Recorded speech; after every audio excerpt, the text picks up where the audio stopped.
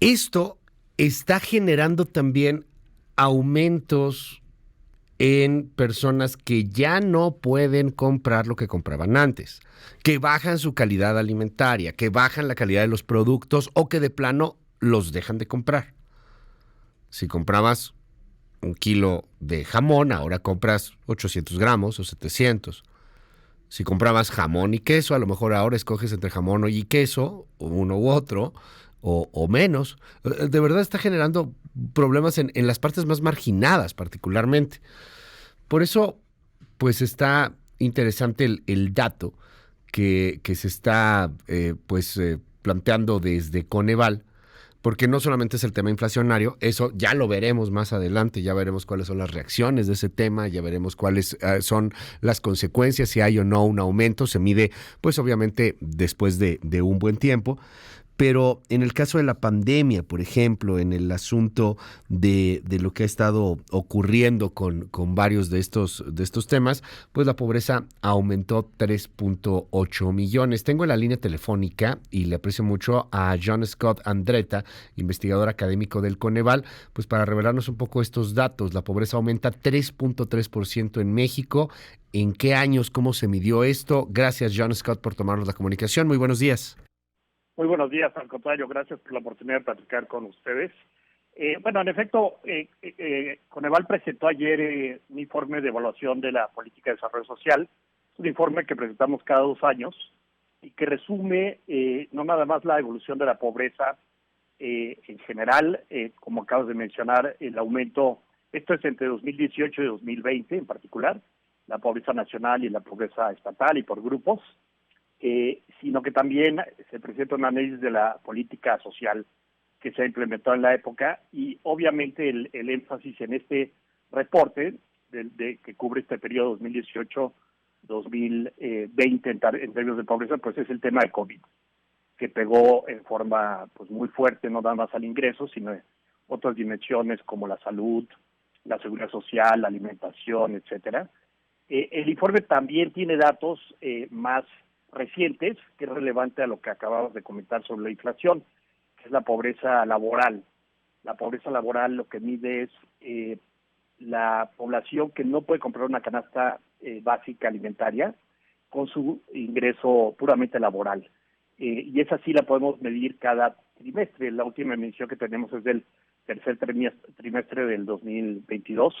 Y esa muestra, en efecto, pues primero una recuperación respecto a los niveles que teníamos en 2021, pero básicamente nos hemos quedado estancados en cerca del 40% de la población en esa situación, pues con razones que acabas de mencionar, ¿no? La inflación alimentaria en particular ha sido mucho más alta que la inflación general, que ha sido muy, muy alta en términos históricos, ¿no?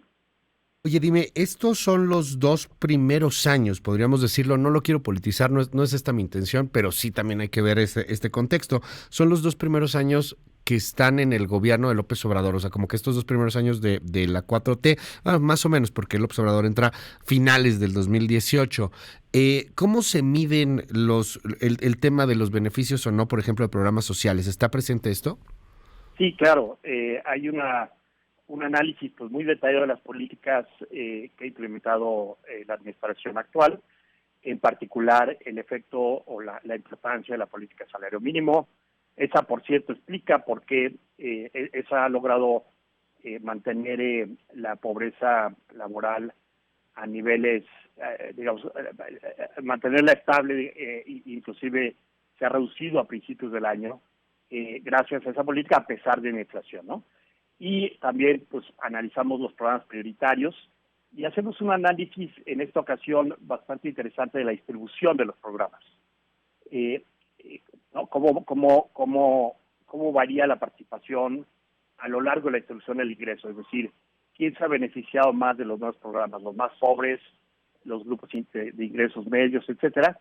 Y lo que encontramos es que, a pesar de que se han fortalecido muchísimo las transferencias, básicamente casi se ha duplicado el presupuesto de transferencias directas monetarias, estas han perdido progresividad, es decir, por diseño, porque se enfatiza en transferencias universales y se eliminaron algunas de las focalizadas mayores, ¿no? Como era Prospera, eso ha generado una participación menor en los grupos de menores ingresos y mayor en los grupos de mayores o de ingresos medios, ¿no? Es decir, se ha perdido progresividad. Ujú. Siguen siendo muy progresivas, pero menos de lo que eran en el pasado.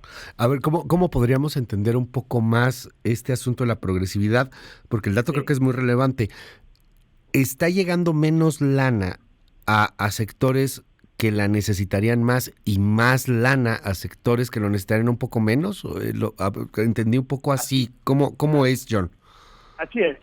Lo que es claro, la participación relativa, es decir, si antes, para darte un ejemplo, ¿no? Por ejemplo, el primer decil es el 10% más pobre de la población. En 2018, 65% de sus ingresos eran transferencias monetarias federales. En 2020 pasó de 65 a 52%. En cambio, por ejemplo, el decil 9, que es el 9%, el último. 90%, digamos, Sí. hasta arriba de la distribución, pasó de 3% a 10%. Es decir, triplicó su participación. Sigue siendo el caso, evidentemente, que estas transferencias son progresivas. Es decir, obviamente reciben mucho más como porcentaje de su ingreso, en términos absolutos, los más pobres, pero reciben menos de lo que recibían en el pasado en términos relativos. Ya, esto es muy interesante para tomar el ejemplo ahí, y quien esté interesado lo puede ver en el estudio, en la página del Coneval, Claro, que es más fácil verlo con las gráficas y todo este asunto. Exacto, es muchísima información. Por ejemplo, esto que acabo de mencionar está en la gráfica 61. Es que está muy interesante. Y ahí yo quisiera, digo, en un aprox, no necesariamente si está así el número exacto, pero en un aprox, los deciles, para que lo entendamos, corrígeme por favor si me equivoco, John, pero entiendo, vamos midiendo ahí los niveles de ingreso que tiene una familia mexicana, un mexicano en particular. Este decil, que es el decil más pobre, el decil que tú me dices está recibiendo menos recursos de lo que recibía, por ejemplo, en 2018. ¿Cuánto gana una familia más o menos en este decil o un mexicano en este decil? Pues no tengo en este momento no tengo la cifra exacta. Sí, una prox. Pero para darte una idea de la diferencia, ¿no? Del ingreso en México, de todo el ingreso que se genera en el país, el decil más pobre obtiene el 1%. Mientras que el decil más rico, el 10% más rico, obtiene el 40%. Más o menos, esa es la brecha de 1 a 40, ¿no? Esa es la brecha distributiva. Entonces, pues eso te indica que el decil más pobre es muy, muy pobre en México. ¿Por qué? Obviamente está en condiciones de extrema pobreza, no puede comprar su canasta alimentaria. Pensando que la canasta alimentaria cuesta 2,000 pesos, estoy redondeando, sé que es un poquito menos, 1,800, algo así. Estamos hablando de gente que tiene menos de 2,000 pesos al mes. Exacto, y esa gente en particular, esa población particularmente es mayor como proporción de la población en zonas rurales que en zonas urbanas, aunque es mayor en términos absolutos, porque pues, hay más gente en zonas urbanas, es mayor en términos absolutos en población urbana, ¿no? Ellos están recibiendo un poco menos. ¿A qué se debe? ¿Por qué? ¿Y por qué los otros están recibiendo un poco más? ¿Por el tipo de programas sociales? Exactamente, porque hubo un cambio de modelo. Básicamente, el programa principal por mucho de transferencias actualmente, como sabes, es el programa Adultos Mayores. Este programa ha crecido en cobertura y en montos, los programas de becas, etcétera. Y la gran mayoría de estos programas son programas diseñados con programas universales. Entonces, eso quiere decir por diseño que llegan por igual a lo largo de toda la población. Ahora, eso no es un problema, yo creo que es muy válido tener programas universales. Lo que sí implica esto es que si tú quieres mantener con programas universales el mismo nivel de protección que tenías para los más pobres, pues el aumento de esos programas tiene que ser suficiente para compensar la pérdida de participación. Y hay otro fenómeno bien importante, que muchas veces la población más pobre es la más difícil, no puedes llegar tan fácil a la población más pobre. Tienes que hacer un esfuerzo extra en la administración pública federal y local para identificarlos, para llegar a localidades mucho más apartadas. Entonces, por eso muchas veces, aún en el caso de programas universales, la cobertura en la población más pobre puede ser menor.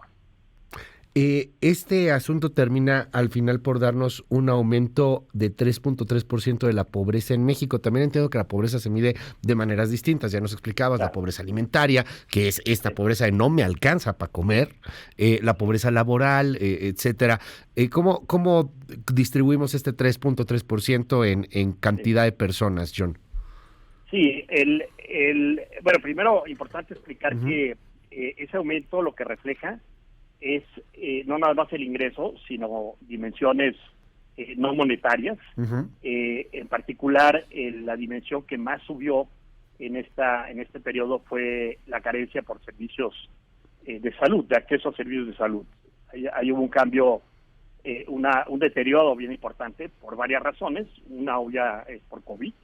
Muchas de las clínicas y facilidades se dedicaron a COVID, entonces el acceso para otras condiciones se deterioró. Otra es que hubo un cambio de modelo también ahí, y se tardó en consolidarse, no se ha consolidado actualmente todavía, de hecho. Entonces hubo un cambio del Seguro Popular al INSABI y al IMSS Bienestar. Y bueno, todas estas cosas hicieron que esa carencia en particular aumentara en forma muy importante. Entonces, esa es una de las explicaciones principales, además de, obviamente, el deterioro del ingreso, ¿no? Te aprecio que nos hayas regalado estos minutos aquí en MBS y seguimos al habla si nos permites. Vamos a analizarlo y a poderlo ver y compartir. Es muy interesante. De pronto sí puede sonar así medio abstruso, medio complejo, pero llama la atención. O sea, las gráficas te van dando muchas cosas. Vale la pena poderlo consultar en la página del Coneval y entenderlo porque tú lo sabes mejor que yo, John Scott Andretta. Es un México, es un mundo hoy día muy polarizante, muy polarizado, y pues no tiene que ver ni que le van a los chairos o a los fifís, ni que son pro o contra López Obrador. Es un asunto que mide con datos precisos, concisos, pues cómo está el tema de la pobreza y por desgracia ha aumentado. Está 2020, se presenta estos estudios cada 2 años. No sé cómo vaya a estar el siguiente, porque el siguiente es todavía peor, ¿no? Es del 20 al 22, ahí sí fue la parte más dura de la pandemia. Así es, esa medición la vamos a presentar a mediados de este año, cuando van a estar esos datos disponibles. Ok. Pero ya tenemos datos pues hasta del 2022 para la pobreza laboral. Esos también los pueden revisar en el documento. En efecto, es un documento muy detallado, muy complejo, entonces sí yo animaría al público a entrar. Muy difícil de resumir en una entrevista breve o en un comunicado de prensa, ¿no? Vale la pena verlo en detalle, sí. No, y vale la pena verlo ahí en detalle y entender que no es político, o sea, es un asunto que se mide. Y además, muchos de los problemas son problemas históricos, que México acarrea pues desde todo el siglo XX. Entonces, no es una evaluación de una administración, es un análisis de la evolución reciente de los niveles de vida de la población más vulnerable en México. Gracias, es John Scott Andretta de El Coneval. Muy buenos días. Muy buenos días, gracias. Muchas gracias. Son números, simplemente son números. A ver, creo que queda muy claro esto. ¿Hay más programas sociales? Sí. ¿Estos programas sociales son universales? Sí. ¿Recibes la beca? Y qué padre que recibas la beca. Está bien. Pero el tema es que está llegando menos programa social a las partes que necesitan más el programa social, a las partes más pobres. Y ese dato, a mí en lo particular, me parece muy revelador de este informe. Llega, y a ver, no estamos en jauja, ¿no? O sea, no somos Suiza, lo entiendo. Porque una familia que tiene un ingreso, no sé, de 7,000, 8,000, 10,000 pesos, dice, oye, me ayuda muchísimo el programa que me está mandando con las becas, ¿por qué me lo quieren quitar? Antes no me lo daban. Sí, claro que ayuda. Pero esa familia que gana 10,000 pesos, y es muy poco, lo entiendo, pero esta familia que gana 10,000 pesos, pues tiene este apoyo, y ahora la familia que gana menos de 1,500 pesos, que es una parte importante de la población, que es una parte muy marginada, muy fregada, muy dura, famélica en algún momento, pues ya no recibe lo que recibía antes. Ese dato a mí me parece muy revelador. Ahora, ya aquí sí vienen las lecturas políticas. Es que es electorero, es que es clientelar. Ah, bueno, cada quien. No, es que estamos distribuyendo bien el ingreso. Los recursos que antes no llegaban, ahora sí le llegan a la mayoría. Bueno, ahí sí ya viene el ruido, el lodazal político. Ay, pero el dato, el numerito en particular me parece muy, muy revelador. El decil, ¿qué quiere decir este? O sea, la parte más fregada del país, la parte más marginada en el 2018, el 67% de sus ingresos era por programas sociales. Ese mismo decil, esa misma parte de la población ahora tiene 57% de los ingresos. O sea, bajó. Y se subió. No el ingreso en estas partes son las más afectadas. Se subió en otros deciles de población. Que también son. Todos pueden requerir ayuda en algún momento, ¿no? Pero que se han beneficiado de programas universales. Por ejemplo, adultos mayores, que sea parejo.